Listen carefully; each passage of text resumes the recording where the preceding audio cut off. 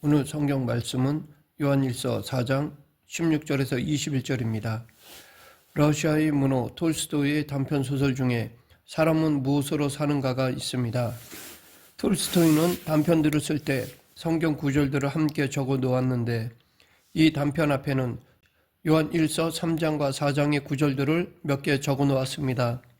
이것은 책을 통해 작가가 하고 싶은 말을 암시해 줍니다. 즉 작가는 사람은 사랑으로 산다라는 것을 말하고자 한 것입니다. 그 내용을 보면 구두를 만드는 시몬이라는 사람이 어느 농부집에 세대로 살고 있었습니다. 오늘 성경 말씀은 요한일서 4장 16절에서 21절입니다. 러시아의 문호 톨스토이의 단편 소설 중에 사람은 무엇으로 사는가가 있습니다. 톨스토이는 단편들을 쓸 때 성경 구절들을 함께 적어 놓았는데 이 단편 앞에는 요한일서 3장과 4장의 구절들을 몇 개 적어 놓았습니다. 이것은 책을 통해 작가가 하고 싶은 말을 암시해 줍니다. 즉 작가는 사람은 사랑으로 산다라는 것을 말하고자 한 것입니다. 그 내용을 보면 구두를 만드는 시몬이라는 사람이 어느 농부집에 세대로 살고 있었습니다. 시몬은 구두를 만들 양피를 사러 갔다가 그동안 구두를 수선해준 농부에게 돈을 받지 못한 것에 대해 분하게 생각하며 홧김에 술을 마시고 취하여 집으로 돌아오고 있었습니다. 그런데 길 모퉁이 교회 앞 길가에서 완전히 벌거벗은 몸으로 추위에 떨며 앉아있는 한 남자를 발견하였습니다. 시몬은 이 벌구성이 남자를 보고 그냥 지나치려다가 양심의 가책을 느껴 다시 돌아와 자기의 외투를 벗어 그 사람에게 입힌 후 집으로 데려왔습니다. 하루 종일 남편이 돈을 벌어올 것을 기대하며 음식을 준비해 놓았던 시몬의 아내 마트료나는 그런 시몬에게 화가 나서 옛날의 잘못까지 들춰가며 온갖 욕설을 퍼부어댔습니다. 그러한 그녀에게 시몬이 당신의 마음에는 하나님도 없어 라고 하였습니다. 그 말을 듣고 마음이 누그러진 마트료나는 그 낯선 남자에게 잠자리를 제공하고 입으로 또 내주었습니다. 어떻게 해서 이렇게 되었느냐라는 시몬의 질문에 그는 자기가 지금 하나님께 벌을 받는 중이라고 하였습니다. 이 남자의 이름은 미카엘이었습니다. 시몬은 미카엘에게 자네가 우리와 같이 살려면 이래야 하네 라고 말하자 미카엘은 구두수선을 배웠습니다. 그런데 놀랍게도 이제 배우기 시작한 초보자 미카엘이 숙련공인 시몬보다 일을 더 잘하였습니다.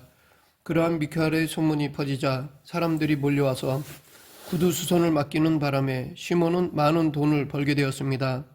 그러던 어느 날 한 거만한 신사가 와서 고급 가죽을 내놓으며 이 가죽으로 1년을 신어도 실밥이 터지지 않는 구두를 만들어내라고 명하였습니다. 시몬은 그가 주고 간 비싼 가죽을 보면서 혹시 망치면 어떻게 하나 부담스러워하며 망설이지만 미카엘은 기꺼이 주문을 받으라고 하였습니다. 그런데 미카엘은 이상하게도 그 신사가 명령한 구두 대신 슬리퍼를 만들었습니다. 그것을 본 시몬은 왜 주문대로 하지 않고 이렇게 하느냐고 할 때 그 신사의 하인이 급히 와서 주인 어른이 집에 가시던 중 마차에서 돌아가셨으니 이제 돌아가신 분에게 신길 슬리퍼를 만들어 달라고 하였습니다. 그로부터 세월이 흘러 6년이 지나고 미카엘은 변함없이 시몬의 가게에 일하고 있던 어느 날 한 부인이 와서 두 쌍둥이 여자아이의 구두를 주문하였습니다. 6년 전 두 아이의 아버지는 아이들이 태어나기 전에 죽었고 어머니는 아이들을 낳자마자 죽었다고 했습니다. 그 부인은 자기가 그들의 이웃에 살고 있었고 자기에게 태어난 지 8개월 된 아들이 있어서 임시로 그 아이들을 맡아 길렀다고 했습니다. 그런데 자기 아이가 병으로 죽고 방앗간 사업이 잘 되어 부인은 이 쌍둥이 아이들을 맡아서 자기 아이처럼 사랑하며 소중히 지금까지 키웠다고 하였습니다. 이 말을 들은 마트료나는 부모 없이는 살아도 하나님 없이는 살 수 없다라고 하였습니다. 그 부인이 떠나자 그때 미카엘이 갑자기 작별 인사를 하는데 그에게 빛이 나기 시작하였습니다. 그 모습을 본 시몬은 두려워하면서도 그에게 당신이 우리 집에 와 있는 동안 3번 웃었는데 왜 웃었는지 그리고 왜 하나님이 당신에게 벌을 주셨는지 말해 주십시오 라고 하였습니다. 미카엘은 자기가 천사인데 6년 전 하나님이 한 영혼을 데려오라고 명령하셔서 세상에 내려왔다고 하였습니다. 그가 하나님이 데려오라고 하신 그 여자에게 갔더니 그녀는 남편이 나무에 깔려 죽고 쌍둥이를 낳았는데 아이들을 먹이고 키워서 제 힘으로 설 수 있게 할 때까지 자기 영혼을 데려가지 말아달라고 미카엘에게 간청했다는 것입니다. 그리고 아이들은 아버지나 어머니 없이는 살 수 없다고 말했습니다. 그래서 그 말에 마음이 약해진 미카엘은 하나님에게 가서 자기에게 주신 명령대로 할 수 없다고 하였습니다. 그러자 하나님은 그때 미카엘에게 가서 그 여자의 영혼을 데려오고 세 가지 진리를 배워라. 사람에게 무엇이 있는지, 사람에게 무엇이 주어지지 않았는지, 그리고 사람은 무엇으로 사는지를 배워라. 이 세 가지를 배울 때 너는 다시 천상으로 돌아오게 될 것이다 라고 하셨습니다. 그래서 미카엘은 다시 지상으로 내려와 그 여인의 영혼을 붙잡고 데려가기 위해 마을 위로 날아올랐는데 그때 강한 바람이 불고 날개가 꺾이며 여자의 영혼이 홀로 하나님께 날아가는 동안 미카엘은 지상으로 추락했던 것입니다. 천사였던 미카엘이 땅으로 추락하여 인간이 되어서 벌거벗은 몸으로 차가운 길바닥에 움크리고 있을 때 그러던 자신을 시몬이 발견하고 집으로 데려와주고 또 그의 아내 마트로나가 대접하는 것을 보고 사람에게는 사랑이 있다는 것을 깨달았습니다. 그 다음에 한 신사가 와서 1년을 신어도 끄떡없는 구두를 주문했지만 그가 곧 죽을 것을 알았기에 미카엘은 사람에게 무엇이 주어지지 않았는지를 알았습니다. 즉 사람에게는 자신에게 필요한 것을 아는 힘이 주어지지 않았던 것입니다. 그런데 아직 사람이 무엇으로 사는가를 알지 못하고 있었는데 그 쌍둥이 아이들이 여인과 함께 찾아왔고 미카엘은 그 아이들을 알아보았습니다. 또 그 아이들이 어떻게 지금까지 6년 동안 살아 있게 되었는지도 들었습니다. 그 이야기를 듣고 미카엘은 아이들의 어머니는 내게 아이들을 위해 살게 해달라고 간청했었고 나는 아이들이 아버지나 어머니가 없이는 살 수 없다는 말을 믿었지. 그러나 이 여인은 아무런 관계도 없는 사람이면서 저 아이들을 보살피고 키웠구나. 여자는 자기가 낳지도 않은 아이들에게 사랑을 보이며 아이들을 위해 눈물을 흘릴 때 미카엘은 그 여자에게서 살아있는 하나님을 보았고 사람이 무엇으로 사는지를 알게 되었던 것입니다. 우리가 서로 사랑하며 눈에 보이지 않는 하나님을 우리 안에서 체험하게 됩니다. 그리고 한 가지 더 있습니다. 오늘 본문 16, 17절 하나님이 우리를 사랑하시는 사랑을 우리가 알고 믿었노니 하나님은 사랑이시라. 사랑 안에 거하는 자는 하나님 안에 거하고 하나님도 그 안에 거하시느니라.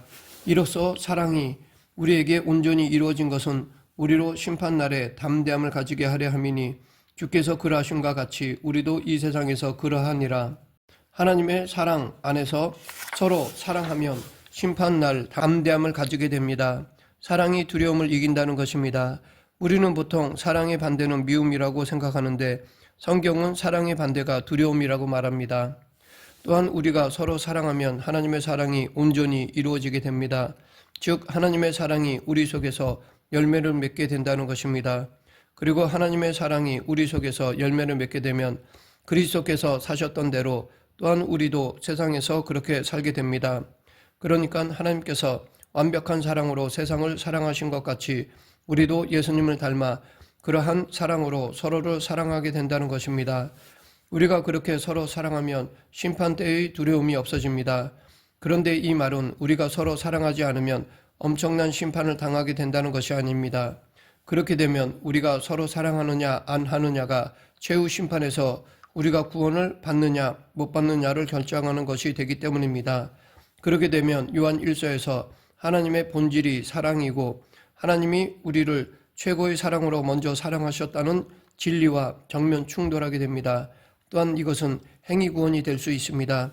구원은 전적인 하나님의 은혜라는 것을 부정하는 것이 됩니다. 그러하기에 우리가 사랑을 하느냐 안 하느냐가 심판을 받고 안 받고를 결정하는 조건이 아닙니다. 하지만 우리가 서로 사랑하면 최후 심판에 대한 두려움이 사라진다는 것입니다. 다른 말로 하면 사랑할 때 두려워하지 않게 된다는 것입니다. 사도 요한은 이 점을 사랑과 두려움의 관계라는 것으로 보여줍니다. 18절 사랑 안에 두려움이 없고 온전한 사랑이 두려움을 내쫓나니 두려움에는 형벌이 있음이라. 두려워하는 자는 사랑 안에서 온전히 이루지 못하였느니라. 어떤 사람을 사랑하면 그 사람을 두려워하지 않습니다. 사랑은 본질적으로 두려움을 추방합니다. 그러하기에 사랑하면 두렵지 않습니다. 그런데 운전하고 갈 때 경찰차가 내 뒤에서 쫓아오면 괜히 마음이 불안해지고 두려움이 생깁니다. 내가 뭘 잘못했나, 잘못한 것이 없는데 그럼 곧 다른 데로 가겠지라고 하며 가는데 계속 그 경찰차가 나를 따라오면 점점 더 불안해지고 두렵기까지 합니다. 사람들은 경찰을 불편해합니다. 때론 두려워합니다. 그러나 그 경찰의 자녀는 아빠를 전혀 두려워하지 않습니다. 왜냐하면 사랑하는 아빠이기 때문입니다. 사랑의 관계가 있기 때문입니다. 두려움에는 형벌이 있습니다. 라는 말씀은 두려워하면 형벌을 받는다는 뜻이 아닙니다. 사실 최후 심판에 대한 두려움은 본질적으로 혹시 형벌을 받지 않을까 하는 두려움인데, 형벌에 대한 두려움이 있다는 말은 사랑 안에서 온전히 이루지 못했기 때문입니다. 즉 아직 사랑을 완성하지 못했기 때문입니다. 우리가 서로 사랑하면 하나님의 사랑이 온전히 우리 안에서 열매를 맺게 되는데, 그렇게 열매를 맺으면 최후 심판에 대한 두려움이 사라지고 오히려 담대해진다는 것입니다.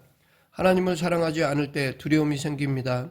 하나님을 사랑하면 신뢰가 생기고 하나님을 신뢰하면 심판이 두렵지 않습니다.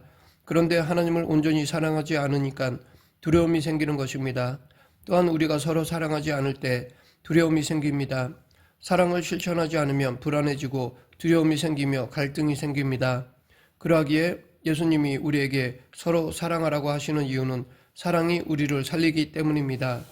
이 부분까지 요한일서에서 사도 요한이 가르쳐준 핵심의 내용은 하나님의 본질이 사랑이므로 우리가 서로 사랑하자, 하나님의 사랑이 당신의 독생자로 하여금 우리 죄를 위한 화목제물이 되도록 내어주신 것으로 나타났으니, 우리가 서로 사랑하자, 우리가 서로 사랑하면 보이지 않는 하나님이 우리와 함께 계시는 것이 체험되므로 서로 사랑하자.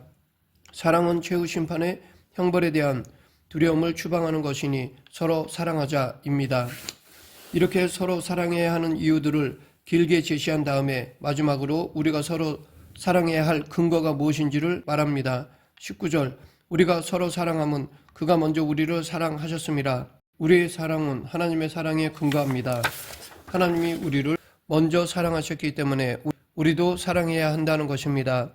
혹은 하나님이 우리를 먼저 사랑하셨기 때문에 우리도 사랑할 수 있다는 것입니다.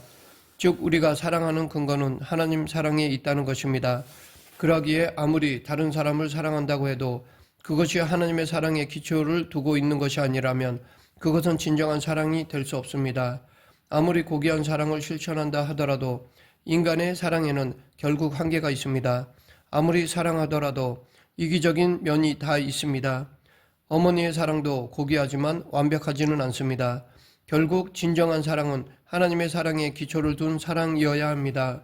그래서 사도 요한은 20절에서 누구든지 하나님을 사랑하노라 하고 그 형제를 미워하면 이는 거짓말하는 자니, 보는 바 그 형제를 사랑하지 아니하는 자는 보지 못하는 바 하나님을 사랑할 수 없느니라 라고 하였습니다.